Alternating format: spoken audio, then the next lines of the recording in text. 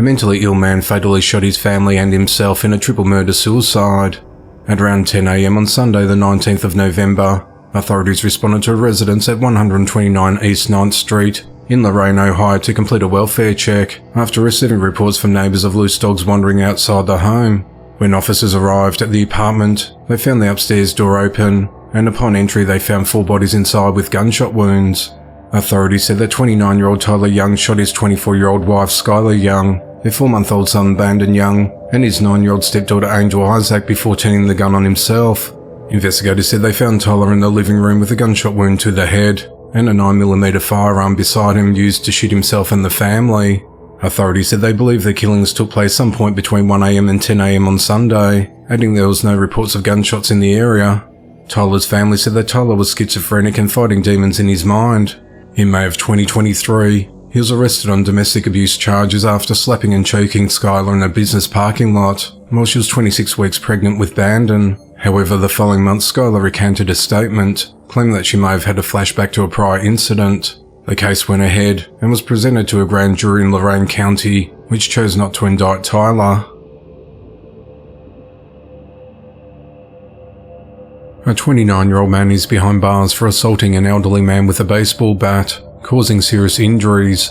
At around 6:30 a.m. on Monday the 20th of November, authorities responded to the Lighthouse Hill Apartments in the 1200 block of West Lawn Court in Edgemoor, Delaware on reports of an assault near a bus stop.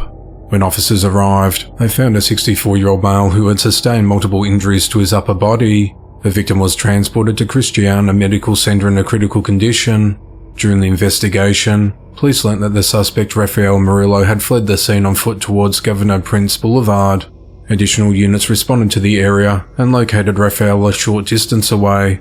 They apprehended him without incident and located the weapon. Rafael is charged with attempted murder and possession of a deadly weapon during the commission of a felony. He was arraigned and booked into the Howard R. Young Correctional Institution and remains held on a $90,000 bond. The motive of the attack is unclear as the investigation into the matter continues. On Monday the 20th of November 2023, 28-year-old Demira Giway Finley was found guilty of murder in the 2020 stabbing death of a 26-year-old boyfriend DeAndre Grant. At around 11:15 p.m. on Wednesday the 30th of September 2020, Demira called 911 and told dispatch that DeAndre had entered her apartment in the 1900 block of West Riverside Boulevard in Rockford, Illinois and collapsed. When officers arrived, they found DeAndre unresponsive with stab wounds to his chest and legs. He was transported to hospital where he was pronounced dead. Demira was identified as a suspect and she was arrested. Demira is due to be sentenced on the 15th of December and faces between 20 to 60 years behind bars, followed by 3 years of supervised release. A 30-year-old man is behind bars for fatally shooting his 32-year-old girlfriend.